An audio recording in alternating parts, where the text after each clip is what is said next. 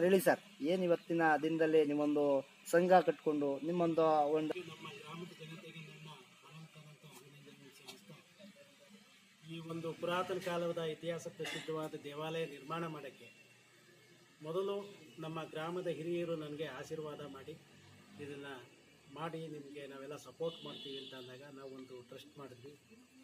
ನಮ್ಮ ಟ್ರಸ್ಟ್ನ ಅಧ್ಯಕ್ಷರಾದ ಸುರೇಶ್ರವರು, ಕಾರ್ಯದರ್ಶಿಗಳಾದ ನಾವೇ ಆ ಟ್ರಸ್ಟ್ನ ಕಾರ್ಯದರ್ಶಿ, ಉಪಾಧ್ಯಕ್ಷರಾದ ದೇವಲಿಂಗಯ್ಯನವರು, ದೇವರಾಜು ಅವರು ಉಪ ಕಾರ್ಯದರ್ಶಿ ದೇವಲಿಂಗಯ್ಯನವರು, ಖಜಾಂಚಿಯಾದ ನಮ್ಮ ಕೃಷ್ಣಪ್ಪನವರು, ಮತ್ತು ನಿರ್ದೇಶಕರಾದ ದೇವರಾಜು ಅವರು, ಪೀಚಪ್ಪನವರು, ಮತ್ತು ನಾಗೇಶ್ವರವರು ಅಂದರೆ ಹಿಂದೆ ಮಂಡಲ ಪಂಚಾಯಿತಿ ಸದಸ್ಯರವರು, ಪ್ರಸ್ತುತ ಈಗಲೂ ಸದಸ್ಯರೇ ಅವರು.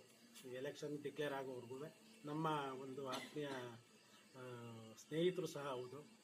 ಅವರು ಸಹ ಹಿಂದೆ ಪಂಚಾಯಿತಿ ಸದಸ್ಯರು ಮತ್ತು ಅಧ್ಯಕ್ಷರಾಗಿ ನಿವೃತ್ತಿ ಹೊಂದಿದ್ದರು. ಅವರ ಪತ್ನಿಯೇ ಈಗ ಕ್ಯಾಂಡಿಡೇಟ್ ಆಗಿ ನಿಂತಿದ್ದಾರೆ. ನಾವು ಒಟ್ಟಾರೆ ಈ ಎಲೆಕ್ಷನ್ ಬೇಡ ಅನ್ಬಿಟ್ಟು ನಿಟ್ಟಿನಲ್ಲಿ ನಾವು ಬಹಳಷ್ಟು ಶ್ರಮ ಬಿದ್ವಿ. ಯಾವುದಾದ್ರು ಒಂದು ಕಾಂಪ್ರಮೈಸ್ ಮಾಡಿಕೊಂಡು ನಾವು ಒಟ್ಟು ಮಾಡ್ತಾ ಇರೋದೇ ಒಂದು ಧರ್ಮ ಕಾರ್ಯ. ಇಲ್ಲಿ ಪಾರ್ಟಿ ಪಕ್ಷ ಬೇಡ, ಊರಿನ ಇದರಲ್ಲಿ ಒಂದು ಒಟ್ಟಭಿಮತದಲ್ಲಿ ನಾವು ಇವ್ರನ್ನ ಆಯ್ಕೆ ಮಾಡಬೇಕು ಅಂತ ತೀರ್ಮಾನ ತೆಗೆದುಕೊಂಡು, ಆದರೂ ಕೆಲವು ಬುದ್ಧಿಶಕ್ತಿ ಕಮ್ಮಿ ಇರೋದ್ರಿಂದ, ಅವ್ರು ಕೆಟ್ಟವರು ಅಂತ ಹೇಳೋದಕ್ಕಿಂತ ಮೇಯ್ನಾಗಿ ತಿಳುವಳಿಕೆ ಕಮ್ಮಿ, ಅವ್ರಿಗೆ ತಿಳುವಳಿಕೆ ಜ್ಞಾನ ಕಮ್ಮಿ ಇರೋದ್ರಿಂದ ಅವರು ವೇಸ್ಟ್ ಮಾಡಿದ್ದಾರೆ ಒಬ್ಬರು ಅಂತಂದ್ರೆ. ಈಗ ಎಲ್ಲ ಗ್ರಾಮದ ಜನ ಇವ್ರಿಗೆ ಸಪೋರ್ಟ್ ಕೊಡ್ತಾ ಇದ್ದಾರೆ. ಮತ್ತು ನಮ್ಮ ನಾಗೇಶ್ ಅವರು ಹೆಚ್ಚಿನ ಆಸಕ್ತಿ ವಹಿಸ್ತಾ ಇದ್ದಾರೆ ಅದಕ್ಕೆ. ಅದು ನಮಗೆ ಭಾಳ ಸಂತೋಷದ ವಿಚಾರ. ಕಾರಣ ಯಾಕೆ ಅಂದರೆ ಅವರು ಒಂದು ಟರ್ಮ್ 5 ವರ್ಷ ಆಡಳಿತ ನಡೆಸಿದವರು. ಆಮೇಲೆ ತನ್ನದೇ ಆದ ಒಂದು ಜನಸಮುದಾಯ ಈ ಗ್ರಾಮದ ಕಟ್ಕೊಂಡವರು ಆತ್ಮೀಯವಾಗಿ. ಮತ್ತು ಅವರು ಅಧ್ಯಕ್ಷರಾಗಿ ಅವರು ಜನಸಮುದಾಯ ಕಟ್ಕೊಂಡಿದ್ದರು. ಹೀಗಾಗಿ ನಮಗೆ ಇವರ 2 ಕ್ಯಾಂಡಿಡೇಟ್ ಹಿನ್ನೆಲೆಯವರು ಇಲ್ಲೇ ಇರೋದ್ರಿಂದ, ಈ ಟ್ರಸ್ಟ್ಗೆ ಸಪೋರ್ಟ್ ಕೊಡ್ತಾ ಇರೋದ್ರಿಂದ, ಒಂದು ಧಾರ್ಮಿಕ ಕಾರ್ಯಕ್ಕೆ ಸಪೋರ್ಟ್ ಕೊಡ್ತಾ ಇರೋದ್ರಿಂದ ನಮಗೆ ಹೆಚ್ಚಿನ ಒಬ್ಬ ಒಲವು ಇದೆ. ಹಿಂಗೆ ಇದೆಲ್ಲ ನಾವು ಮಾಡಿಕೊಂಡು ನಾವು ಇಲ್ಲಿ ಪಾರ್ಟಿ ಪಕ್ಷ ಅಂತ ಏನು ಆ ಕ್ಯಾಂಡಿಡೇಟ್ ಮೇಲೆ ನಾವು ಯಾವುದನ್ನೇ ಅಲ್ಲಿ ದ್ವೇಷ ಸಾಧನೆ ಮಾಡೋದೇನಿಲ್ಲ. ಇರೋದು 650 ಜನದ ಗ್ರಾಮದ ಜನತೆಯಲ್ಲಿ ನಮಗೆ ಪಾರ್ಟಿ ಪಕ್ಷ ಆದರೂ ಏನಕ್ಕೆ ಬೇಕು? ಎಲ್ಲರೂ ಒಂದೇ ಊರು ಒಂದಾಗ ಎಲ್ಲ ನನ್ನ ಬಂಧುಗಳೇ ಅಂತ ನಾವು ತೀರ್ಮಾನ ತಗೊಂಡಿರೋದು. ಇಲ್ಲಿ ಯಾರು ಅಜಾತ ಶತ್ರುಗಳು ಯಾರಿದ್ದಾರೋ ಎಲ್ಲ ಅಜಾತ ಶತ್ರುಗಳಿಗೂ ಅಜಾತ ಶತ್ರುಗಳಿಗೂ ವ್ಯತ್ಯಾಸ ಇದೆ. ಹಾಗಾಗಿ ಈಗ ಈ ದೇವಸ್ಥಾನದ ವಿಚಾರದಲ್ಲಿ ಮಾತಾಡಬೇಕು ಅಂದಾಗ 1-2 ಮಾತಾಡ್ತೀನಿ.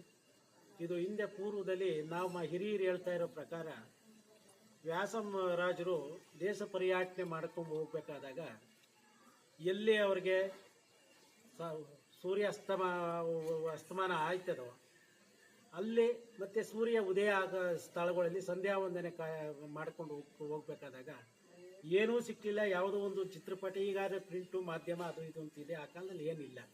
ಅವರು ತನ್ನ ಮನದಲ್ಲೇ ಒಂದು ದೇವತಾ ಮೂರ್ತಿನ ಮೈಂಡ್ ತಗೊಂಡು ಅದನ್ನು ಬಳಪದ ಇದರಲ್ಲಿ ಬರೆಯೋರಂತೆ. ಹಾಗೆ ಇಲ್ಲಿ ಇವರು ದೇಶ ಪರ್ಯಟನೆ ಹೋಗ್ಬೇಕಾದಾಗ ಈ ದೇವಾಲಯದಲ್ಲಿ ಒಂದು ಬಂಡೆ ಮೇಲೆ ಈ ಆಂಜನೇಯನ ಮೂರ್ತಿಯ ಬರೆದು ಅವರು ಪುನಃ ಇನ್ನು ಸೂರ್ಯ ಅಸ್ತಮಾನ ಆಗೋದ್ರೊಳಗಡೆ ಆ ದೇವರು ಹಾಗೆ ಮೂಡಿ ಅಲ್ಲಿ ಒಂದು ದೇವಾಲಯ ದೇವ ಪೂಜೆ ನಡೆಯುತ್ತಿದೆ ಅಂತ ಒಂದು ಪ್ರತೀತಿ. ಅದೇ ರೀತಿಯೇ ಈ ಸ್ವಾಮಿ ವಾಸ್ತವವಾಗಿದ್ದಿದೆ. ಅದಕ್ಕೆ ಅನೇಕ ದಿನ ಪೂಜೆ ಪುರಸ್ಕಾರಗಳು ವ್ಯವಸ್ಥಿತವಾಗೂ ಇಲ್ಲೇ ಇಲ್ಲ. ಮತ್ತು ಒಂದು ದೇವಾಲಯಕ್ಕೆ ಏನು ಒಂದು ಕ್ರಮಬದ್ಧತೆ ಬೇಕು ಅದನ್ನು ಸರಿಯಾಗಿ ನಿರ್ವಹಣೆ ಮಾಡ್ತಿರ್ಲಿಲ್ಲ. ಇಷ್ಟೆಲ್ಲ ನೋಡಿದಾಗ ಊರಿನಲ್ಲಿ ಭಾಳ ಅಶಾಂತಿನೇ ಜಾಸ್ತಿ ಆಯಿತು. ಅದು ನನಗೆ ಎಷ್ಟೋ ಸರಿ ಪ್ರೇರಣೆನೂ ಆಯ್ತದು ಆ ದೇವ್ರನ್ನ ವಿಚಾರದಲ್ಲಿ. ನಾವು ಅದನ್ನು ನೋಡಪ್ಪ, ಹೀಗೆ ಸ್ವಾಮಿದು ವಿಚಾರದಲ್ಲಿ ನನಗೆ ಏನೋ ಇಷ್ಟೊಂದು ಅಭಿಮಾನ, ಇದು ಮಾಡಬೇಕು ಅಂದಾಗ ಅದಕ್ಕೇನೋ ಸ್ವಲ್ಪ ರಾಜಕೀಯದಾಗೂ ಮಾತಾಡಿದ್ರು ಅದು ಯಾವುದೂ ತಲೆ ಕೊಡದೆ, ಏನೇ ಬರಲಿ ನಮ್ಮ ಜೀವನ ಇಷ್ಟೊತ್ತಿಗೆ ಈಗಾಗಲೇ 55 ವರ್ಷ ಆಗೋಗಿದೆ. ಇನ್ನೆಷ್ಟು ದಿನ ನಾವು ಬದುಕ್ತೀವೋ ಬಾಳ್ತೀವೋ ಗೊತ್ತಿಲ್ಲ.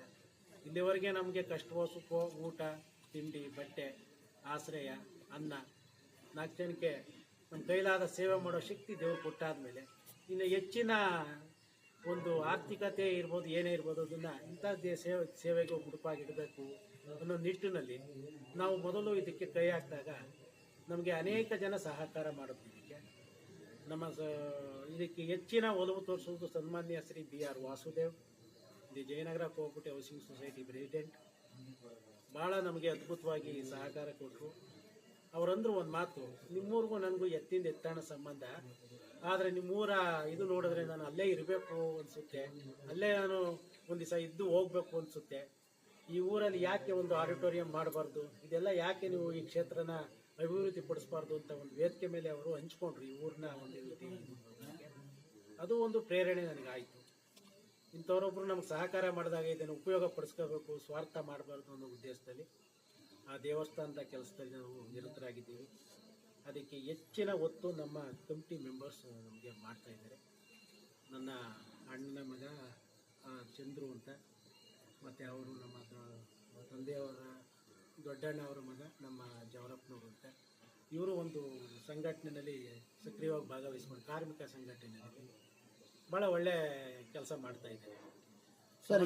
ತಿಳಿದಾಗ ಏನಾಗ್ತದೆ ಅಂತಂದರೆ, ನಾವು ಮೂಲ ಹುಡುಕಿ ಹೋದಾಗ ಸುಮಾರು ಅನೇಕ ಇದೆ ಹೇಳಕ್ಕೆ, ನಿದರ್ಶನ ಕೊಡಬೇಕು ಅಂತ ಹೋದಾಗ ಈ ಈಗ ಆಂಜನೇಯ ಅಂತ ನಾವು ಈ ಆಂಜನೇಯ ಯಾರು ಏನು ಹೇಗೆ ಅಂತ ಹೋದಾಗ ಇದಕ್ಕೆ ತನ್ನದೇ ಆದ ಒಂದು ನನ್ನ ಒಂದು ದೃಷ್ಟಿನಲ್ಲಿ ಅವನು ಒಬ್ಬ ಶಿವ, ಈಶ್ವರನೀಯ ಅವನೇನು ಬೇರೆ ಏನಲ್ಲ.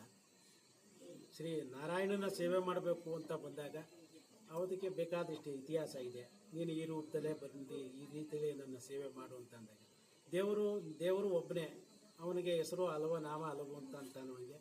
ಆ ಸ್ವಾಮಿ ಬಗ್ಗೆನೂ ಅವನು ಹೇಗೆ ಅದು ಹೆಚ್ಚಿನ ಆಸಕ್ತಿ ವಿಶೇಷತೆ ಏನಪ್ಪ ಅಂದರೆ, ಜನಸಮುದಾಯದಲ್ಲಿ ನಾವು ಯಾವ ರೀತಿ ನಡ್ಕೊಬೇಕು ಅಂತ ಯೋಚಿಸ್ಬೇಕು ಅಂತ ಹೋದಾಗ ಅದು ಆಂಜನೇಯನ ಭಕ್ತಿ ಮತ್ತು ಪ್ರೀತಿ ಪ್ರೇಮ, ಅವನ ಒಂದು ಶ್ರದ್ಧೆ ನಮಗೆ ಪ್ರೇರಣೆ ಕೊಡುತ್ತೆ.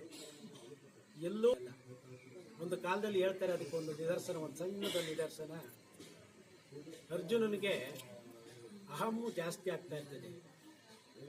ಆ ಅರ್ಜುನನಿಗೆ ಅಹಮ್ಮು ಜಾಸ್ತಿ ಆದಾಗ ಹಗಲಿರಳು ತಲೆನೇ ಕಾಯ್ತಾ ಇರ್ತಕ್ಕಂಥ ಶ್ರೀಕೃಷ್ಣ ಪರಮಾತ್ಮಗೆ ತನ್ನ ಕುಟುಂಬದಲ್ಲಿ ಯಾರು ಒಬ್ಬರು ತಪ್ಪು ನಡೆದಾಗ ಅದನ್ನ ಎಚ್ಚೆತ್ತುಕೊಳ್ಳೋದು ಅವ್ರ ನಾಯಕನಿಗೆ ಇದಿರ್ತದೆ. ಆಂಜನೇಯನ ಭಕ್ತಿ ಎಷ್ಟಿದೆ ಅಂತ ಆತನಿಗೆ ನಿರೂಪಣೆ ಮಾಡೋಕ್ಕೆ ತೋರಿಸಿದಾಗ, ಹೌದಾ ಮತ್ತು ನಾವೇನು ನಡ್ಕೊಳ್ತೀವಿ, ಇವನು ಆಂಜನೇಯನ ಏನೇನು ಬರ್ತಾನಪ್ಪ ಅಂತ, ಅದೇನು ನರಪಿಳ್ಳೆ ಅದು ಇಷ್ಟಪ್ಪ ಅದೇ ಕೋತಿ, ಅವನೇನು ಬರ್ತಾನೆ ನಡಿ ಅಂತ.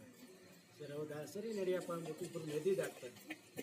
ಆ ನದಿ ದಾಟ್ಬೇಕಾದಾಗ ಆಂಜನೇಯ ಪಾಪ ನೀನು ಅಂತ ಅಂದಾಗ ಸುಮ್ಮನೆ ಕಾಲನ್ನ ಹೆಬ್ಬೆಟ್ಟಿರ್ತಾನೆ ಸ್ವಾಮಿ. ಹೆಬ್ಬೆಟ್ಟಿತ್ತಾಗಲೇ ಅದು ದರ ದರ ದರ ದರ ಎಲ್ಲ ಮುರಿದೋಗ್ಬಿಡುತ್ತೆ. ಏನಪ್ಪ ಭಕ್ತಿ ಏನು ಅಂತನಾಗ ಅಲ್ಲಿ ಎಚ್ಚೆತ್ತಿಸ್ತಾನೆ ಅಂತಾನೆ ಸ್ವಾಮಿ. ನಾವು ಅಂದಾಗ ಅವನು ಇಲ್ಲಿರ್ತಾನೆ. ಮಾತು ಕೊಟ್ಟ ಮೇಲೆ ನಾವು ಯಾರಿಗಾರು ಒಬ್ಬರಿಗೆ ನಾವು ನಿನ್ನ ಆಶ್ರಯಿಸ್ತಲೇ ಕಾಯ್ತೀವಿ ನಾವು ಅಂತ ಹೇಳಿದ್ಮೇಲೆ, ಅದು ನಮ್ಮ ಕುಟುಂಬದಲ್ಲೇ ನಮಗೆ ಅದಕ್ಕೆ ಅಡ್ಡ ಬಂದ್ರು, ಈ ಜಗತ್ತೇ ನಮ್ಗೆ ಅಡ್ಡ ಬಂದ್ರು, ಆ ಮಾತು ನೆರವೇರಿಸ್ಬೇಕು. ನೆರವೇರಿಸೋದು ಮುಜರಾಯಿ ಇಲಾಖೆಯಲ್ಲಿ ನಮ್ಮ ಸನ್ಮಾನ್ಯ ಶ್ರೀ KM ನಾಗರಾಜರವರು, ಶ್ರೀಮತಿ ಇಂದಿರಾ ಗಾಂಧಿಯವರು ಪ್ರೈಮ್ ಮಿನಿಸ್ಟರ್ ಆಗಿದ್ದಾಗ ಅವರ AICT ಆಲ್ ಇಂಡಿಯಾ ಇದಕ್ಕೆ ಜನರಲ್ ಸೆಕ್ರೆಟರಿ ಆಗಿದ್ದಾಗ ಅವರು ನನಗೆ 36 ವರ್ಷದಿಂದ ಆತ್ಮೀಯ ಸ್ನೇಹಿತರು ಅನ್ನೋಕ್ಕಾಗಲ್ಲ, ಅವರು ನಮಗಿನ್ನ ಹಿರಿಯರು. ಅವರ ಒಂದು ಇದರಲ್ಲಿ ನಾವು ಒಡನಾಟದಲ್ಲಿ ಬಂದವರು.